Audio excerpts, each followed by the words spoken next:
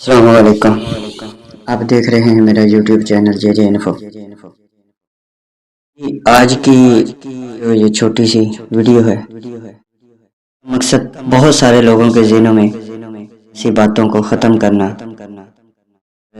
آپ کی جو معلومات ہیں ان میں اضافہ کرنا ہے۔ ووٹ کی حیثیت کس کو کہتے ہیں؟ بیسیکلی نبی کریم صلی اللہ علیہ وسلم کے رخصت ظاہری کے بعد ابو بکر صدیق کو خلیفہ بنایا گیا۔ خلفاء راشدین کا دور حضرت امام حسن تک جاری رہا۔ وقت کا دور تھا، اس وقت میں وغیرہ کا سلسلہ نہیں ہوتا تھا۔ اس وقت جو ہے وہ بیعت کروائی جاتی تھی۔ بیعت کا مطلب یہ ہوتا تھا وہ شخص آ کر اس کا ہاتھ چومتا تھا، اور جو مہر والی نشانی ہوتی تھی، مہر والی انگوٹھی بھی ہو سکتی ہے، وہ مہر والی کوئی اور چیز، تلوار یا تیر یا کوئی بھی ہو سکتا ہے، اس کو بوسہ دیتا تھا، بوسہ دے کے عہد کرتا تھا میں آپ کے ساتھ ہوں، میں آپ سے غداری نہیں کروں گا۔ عہد کے بعد کوئی، آپ نے تاریخی فلموں میں یا سیریز میں آپ نے دیکھا ہوگا، اس عہد کے بعد اگر کوئی پھر جاتا تھا اس کو غدار تصور کیا جاتا تھا، غداری کی سزائے موت ہوتی تھی۔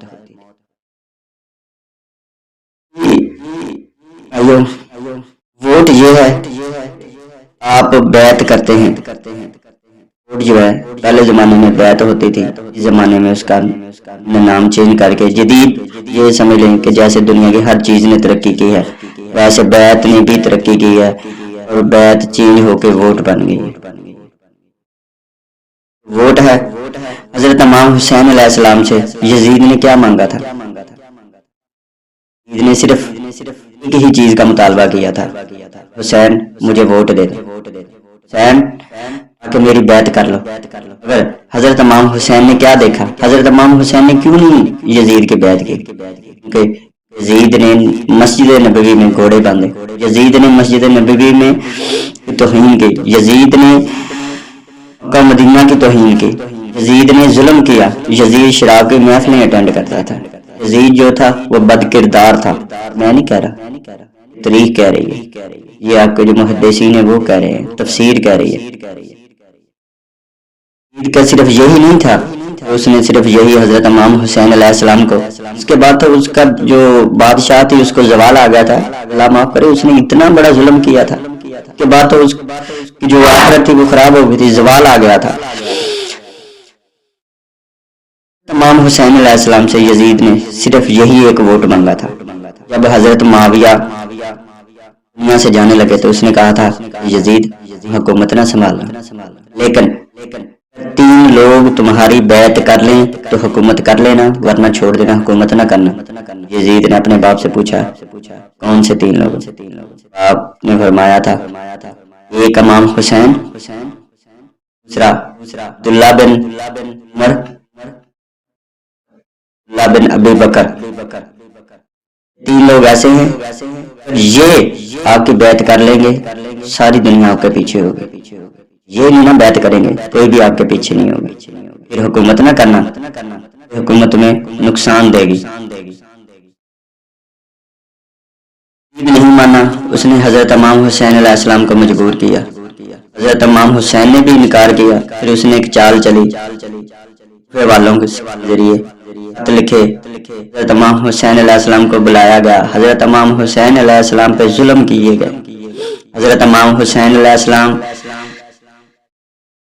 زبردستی بیعت کی بات کی گئی، لیکن حضرت امام حسین علیہ السلام نے یکسر کر دیا۔ حضرت امام حسین علیہ السلام نے اس کی انتہائی مخالفت کی کہ میں کبھی بھی بیعت نہیں کروں گا، چاہے جو بھی ہو جائے، کہ مجھے جو بھی نتائج دینے پڑے، کہ اگر آج میں نے بیعت کر لی تو پھر مظلوموں کی کون سنے گا، حق پہ کون کھڑا ہوگا۔ یہ ایک تاریخی پس منظر تھا۔ حضرت امام حسین علیہ السلام کی شہادت ہوئی، حضرت امام حسین علیہ السلام نے اپنے گھر کے افراد تھے وہ شہید کروائے، اور جو ظلم ہوئے وہ اب سب جانتے ہیں۔ یہ کس لیے تھا؟ یہ صرف محض بیعت کی خاطر تھا۔ ایسا ہونا ہی نہیں تھا کہ حضرت امام حسین علیہ السلام یزید کی بیعت کرتے، لیکن نظریہ ہے کہ آپ سوچ لیں کہ حضرت امام حسین نے یزید کی بیعت کر لیتے تو یزید نے کیا نام رکھے تھے، آپ کو یہ دوں گا، آپ کو یہاں کی گورنری دے دوں گا۔ یزید نے تو بہت سارے لوگوں کو لالچ دیے تھے، زیاد کو لالچ دیا تھا کہ آپ کو فلاں صوبے کی بھی اور بھی گورنری دوں گا۔ لوگ تھے جو لڑتے نہیں تھے ان کو لالچ دیے تھے، آپ کو فلاں ضلع کی گورنری دے دوں گا، فلاں زمینیں دے دوں گا، فلاں باغات دے دوں گا، آپ کو یہ محل دے دوں گا، اتنے پیسے دوں گا، اتنے دینار دوں گا، اتنے درہم دوں گا۔ آج وہ لوگ کہاں ہیں؟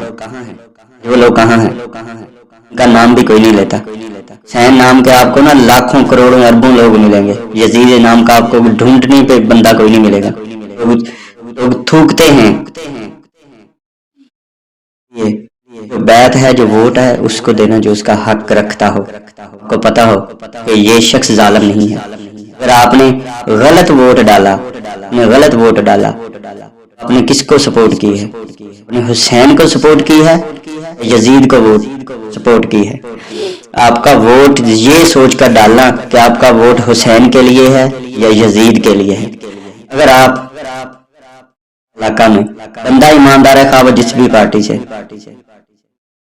اکثر یہ سوچ رکھتے ہیں کہ بندہ ایماندار ہے، اسی کی لینا ہے پارٹی تو بندہ ساڈے کام کردا ہے۔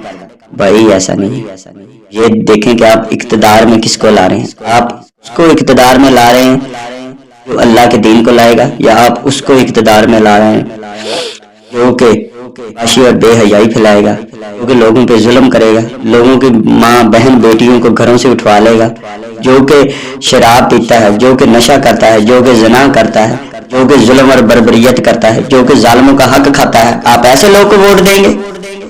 اب یہ ظلم نہیں کر رہے ایسے لوگ کو ووٹ دے کر؟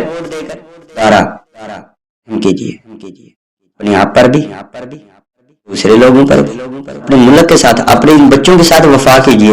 اگر آپ میں ذرا سی بھی وفا ہے، میرا دل یہ کہتا ہے آپ ہمیشہ سچ کی طرف کھڑے ہوں گے، اور ہمیشہ سچائی کی طرف کھڑے ہوں گے، جھوٹ کی طرف کھڑے کبھی نہیں ہوں گے۔ ووٹ ڈالنے سے پہلے، بیعت کرنے سے پہلے، ہاتھ کو چومنے سے پہلے اب یہ دیکھ لیں کہ وہ ہاتھ خون سے تو نہیں رنگے۔ اگر وہ ہاتھ خون سے رنگے ہیں، ان کا کل کو آپ کو بھی حساب دینا ہو۔ یہ ووٹ ڈالنے سے پہلے ضرور سوچنا کہ آپ کسی ظالم کو تو نہیں اقتدار میں لا رہے۔